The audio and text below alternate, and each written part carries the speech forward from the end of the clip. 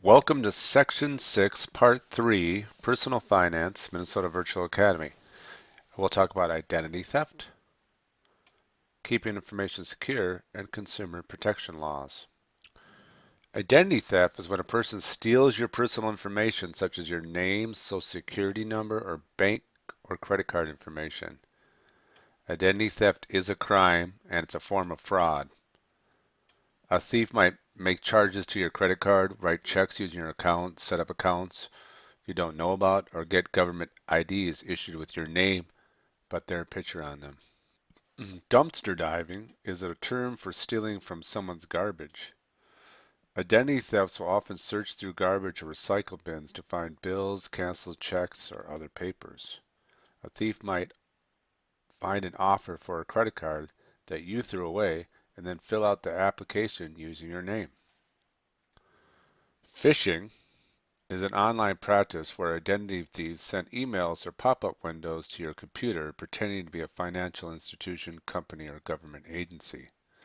An identity thief who is phishing might send an email pretending to be an employee from your bank, asking you to verify information such as your social security number or your PIN for your debit card. Skimming is when an employee at a store, restaurant, or other retailer scans your credit card or debt card to steal its number. This is usually done with a special scanning machine, but an employee might also write your credit card number down. Skimming is most common in restaurants and retailers where you hand over a credit card or debit card to be scanned by an employee. It is possible for a thief to steal your mail from your mailbox or porch and then use it to access personal information. It's especially important to watch out for this if you live in a place where your mailbox is easily accessible to others, such as an apartment, building, or a college dorm. Sometimes a thief might try to change your address. Pretexting is when another person tries to gain access to your personal information without the authority to do so. An identity thief may call your bank pretending to be you to try to gain access to your personal information. An identity thief might contact you directly pretending to be your bank or creditor and ask you for information like a bank account number, PIN, or Social Security. Which of the following is an example of skimming? Bank statements stolen from your garbage, pop-up windows on a computer asking for your PIN, a retailer scanning your credit card to steal its number, or a phone call from someone pretending to be a bank or employee. If you said a retailer scanning your credit card to steal its number, you're correct. There are ways to prevent identity theft. Shred documents. Before you throw away paperwork that is personal or financial information, shred it with a paper shredder. Protect your information. Keep financial paperwork in a safe place in your home. So let's try to choose 3 ways which of the following are ways to protect identity theft. Let's select 3. Shredding documents? Yeah. Using passwords that are easy to remember? No, because then people could guess them. Clicking on pop-up windows to verify their information? No. Monitoring your bank accounts regularly for unexpected activity? Yes. If you said these 3, keeping financial records in a secure place, monitoring your bank accounts regularly for unexpected activity, and shredding documents, you are correct.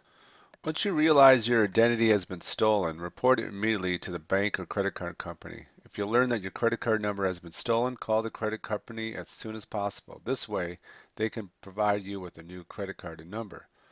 Once you have contacted the company, follow up with a written report. The FTC provides the guidelines for writing these reports here at that website. If the bank or credit card company determines that the charges weren't made by you, they will refund your money or remove the charges from your account. As you know, the federal government is the central government of the United States. The federal government has many different laws in place to protect consumers. These laws are enforced by the Federal Trade Commission and the United States Department of Justice.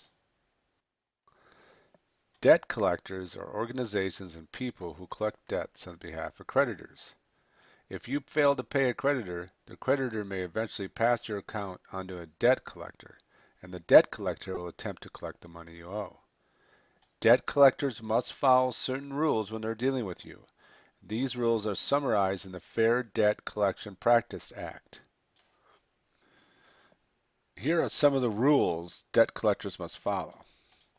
Debt collectors can only contact you at home, during reasonable hours, and they must identify themselves on the phone. Debt collectors may not call you at work. Debt collectors cannot intimidate, harass you, or try to get you to pay your debts. Debt collectors cannot make dishonest statements such as you owe more than you do. If you send a written request, debt collectors must stop calling you. However, the call does not mean you aren't responsible for the debt anymore. The Credit Reporting Act states that you are entitled to receive one free copy of your credit report each year. You can request this report through the government authorized website located here. The Federal Credit Reporting Act also states that you have the right to dispute incorrect information that you find on your report. The Fair Credit Billing Act allows you to dispute incorrect information on paper bills that you receive from creditors. Incorrect information could be charges that you didn't make, charges in the wrong amount, errors in calculation payments that you made that didn't show up in the account, or many other things. The Electronic Funds Transfer Act applies to errors made on electronic statements. If you discover an error, notify the creditor in writing by sending them a letter through the Postal Service. You must send this notification within 60 days of the date on the statement.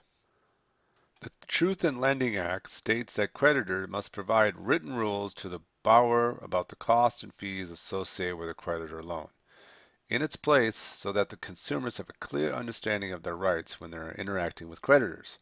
The Truth in Lending Act does not regulate or limit these costs and fees. Instead, it protects the consumer's rights to be aware of the cost and to not have the cost change without notice.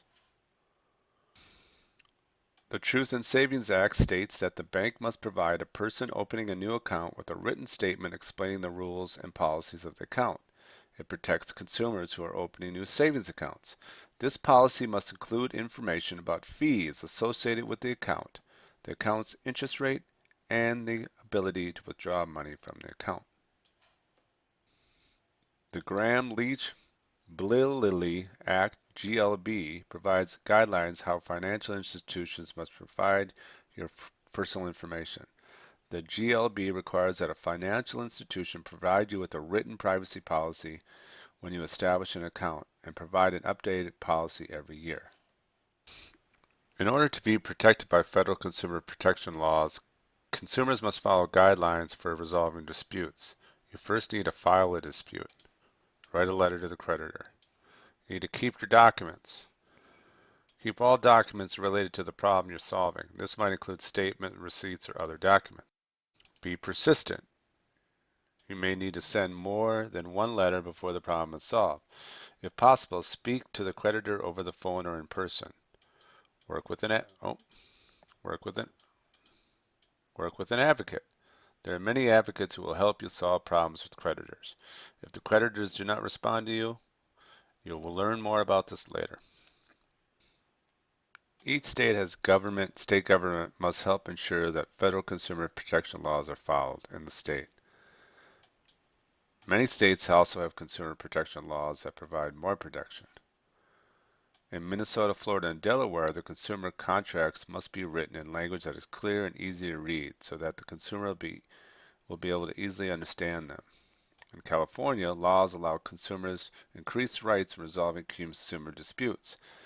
If the consumer wins lawsuits against a creditor, there are strict rules about the creditors paying the court fees. Most states provide a summary of their consumer protection laws on the state attorney's general website. A consumer advocacy group is an organization that works to protect consumers' rights and helps consumers understand these rights. Many of these groups try to influence state and federal lawmakers to create more laws that protect consumers. Many of the consumer advocacy groups are non-profit organizations that will help you resolve disputes with your creditor. Consumer advocacy groups can also be a good source of information about what your rights are and how to protect your privacy as a consumer.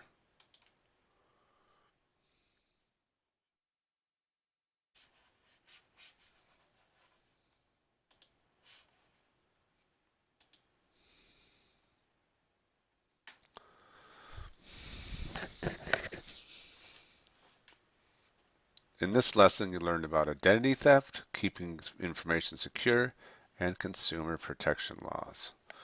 All right, you need to go on and take the study questions and the assignment and go on with the quiz.